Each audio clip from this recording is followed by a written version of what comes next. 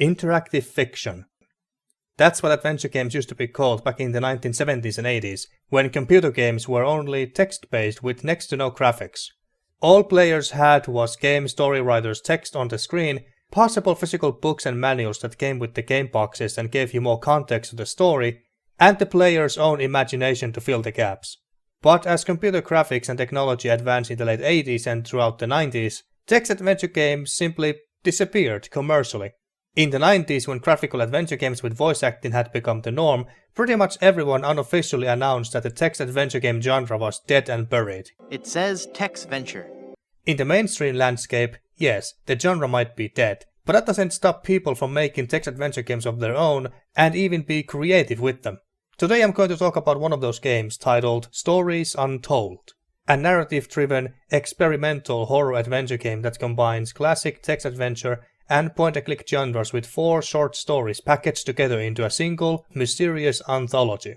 The game was developed by No Code, a Glasgow-based ex-AAA development team led by John McKellen, who is responsible for what I think most of us can agree is one of the best big-budget horror games released in the past decade, Alien Isolation, from 2014. Stories Untold was published by Devolver Digital in late February 2017. And I must say, Stories Untold was the most unique and fascinating experience and some of the coolest adventure games I have ever played. So what makes this game so special? My name is Siperos and these are my thoughts on Stories Untold. Normally I would give a synopsis of the story in question, but I'm going to make an exception in this case and not talk about the story at all, because I don't know how to go about it without spoiling too much and potentially ruin it for those who haven't played the game yet. The story, or stories of Stories Untold, is better to be experienced yourself firsthand from start to finish. So in this video I am mostly focusing on the gameplay aspect and where each episode takes place. I may as well go through each episode individually briefly. The first episode, The House Abandoned, which by the way is free to play on Steam and GOG, takes place in an abandoned house. Surprise, surprise. This episode plays out as an old school 80s style text adventure game on an old and fictional Futuro 128K plus 2 computer. You need to type in right commands to continue and finish the story. The first episode is easily the best one in my opinion because of the atmosphere and the great sound design. Even though the story was told only via text on a small TV screen, it sucked me in. And I admit, I did get nervous while playing it and even spooked at the end. After finishing it, I had high hopes for the next episodes and expected them to play pretty much the same and be just as good, if not better. The second episode, titled The Lab Conduct, takes place in a lab where you are conducting an experiment. In this episode we get that mix of point-and-click and text-adventure gameplay that was advertised. The first 2/3 of the episode being pointing and clicking on various buttons and switches of the equipment, while listening to the instructions given to you by scientists who, yes, are voice acted. There's no visible damage to the surrounding organic material, no signs of activity either. All output is flatlined. Okay, let's begin. And the rest being text adventure again. You can even move around between the terminal with the instructions in text format that you need to follow and the table with all the equipment you must adjust properly to continue with the experiment. While not as good as the previous episode, the lab conduct made me more intrigued about the story, how this and the House Abandoned were going to be connected, and I found myself making some wild theories in my head. Maybe aliens are involved somehow. The third episode, The Station Process, that takes place in an Arctic monitoring station of some kind in the middle of nowhere in Greenland during a powerful snowstorm, is, in my opinion, the weakest episode.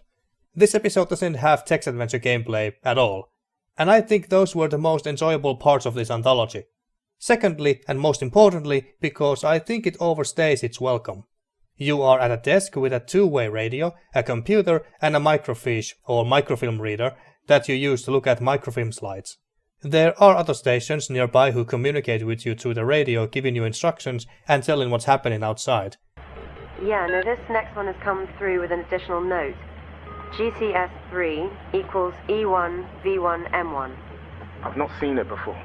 Check the microfilm. Might be something in there about it. Listen, let me know when you're done with that one. I haven't heard back from the transport team and I'm starting to worry. Sure thing.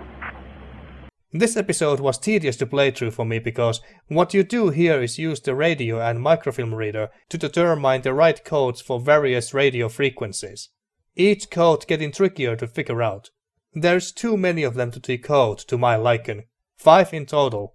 It may not sound like much, but trust me, they become very old very fast, for me anyway. I actually got so sick of it that I decided to cheat and read a guide to solve the last one just to get that part over with. It just felt like I was doing the same puzzle over and over again, getting more difficult each time, and I simply didn't find it enjoyable. And what really annoyed me at one point was the part where the woman on the other end of the radio told me to tune the radio to 8500 FM frequency. I did that and everything else correctly. Nothing happened. I got confused and frustrated and checked a guide that told me to tune the radio to 8250 FM instead. And it worked. Why? Am I missing something? Why did the woman, thus the game, tell me to tune to wrong frequency of 8500 and then expect me to try 8250 instead?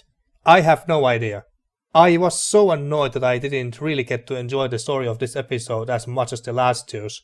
At the end of the episode you get some breath of fresh air, quite literally, as you get more freedom of movement, go outside your cabin, and the game turns into a walking simulator as you walk to fix a transmitter in first person. So at least it got that going for it. But unfortunately, the station process left a sour taste in my mouth. The 4th and last episode, fittingly titled as The Last Session, basically connects the episodes and dots together. It combines the gameplay of all the previous episodes, the point-and-click, text adventure, and walking simulator elements.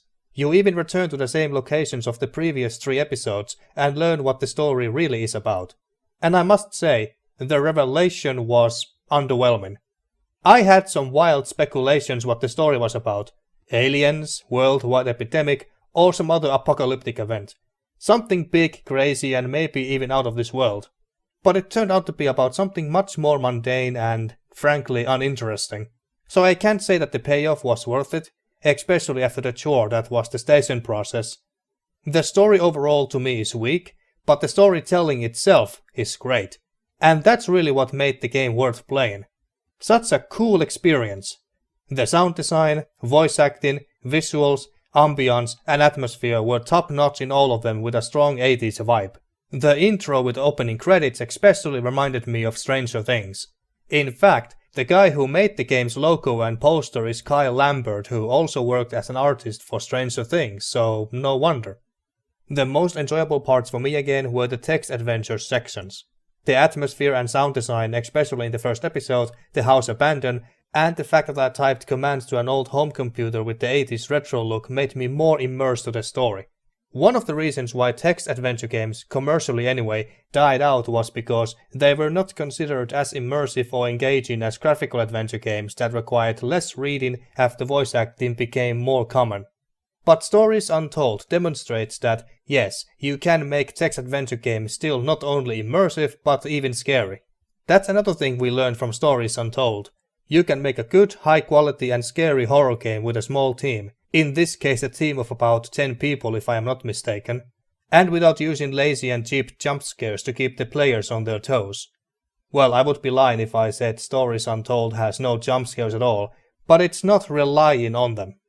Besides the station process episode, which sucked some of the fun out of the anthology for me, Stories Untold has one small negative thing that honestly could be considered nitpicking because it wasn't that big of a deal here, but it's something that text adventure games where you manually input commands can't really escape from. The common weakness text adventure games have is the fact that players sometimes get stuck, even if it is only for a little while, because they don't input the right commands. You may have the right idea what you're supposed to do, but are just using wrong words. So it can be a little bit of trial and error, trying out various verbs and other words until you type in the right ones and move on. It happened to me occasionally, but the tasks that you're supposed to do are very simple. You do pick up items, but carry only like 1 or 2 max at the same time, so you should easily remember what you got. I think any player should be able to play through the text-based sections just fine. The point-and-click sections are for the most part fairly simple as well. The episodes are not very long either. It should take you less than an hour to complete each one, unless the station process is as difficult for you as it was for me. Stories Untold as an anthology was pretty much what I expected it to be, but not entirely what I wanted, if that makes sense. I wished each episode was mostly about text-based gameplay, that the third episode, the station process, abandoned entirely and felt like a chore to play through. It just wasn't a fun episode for me. But still, Stories Untold is a very cool, spooky, but most of all unique experience. And I think everyone should play it. Or at the very least the first episode, The House Abandoned, that is free to play and is the best one of the entire anthology in my opinion. So I don't think that playing the last 3 episodes is a must. The story itself was underwhelming after all the build-up, but the way how the story was told blew me away instead, demonstrating how immersive, atmospheric and even scary text-adventure games can be when you got a talented team behind it. I wish to see more text-adventure games like these in the future. And speaking about the team, what has No Code done after Stories Untold? Well, apparently they had released a game called Observation in May 2020. I did know about its existence, but not the fact that it was developed by No Code or what it was really about.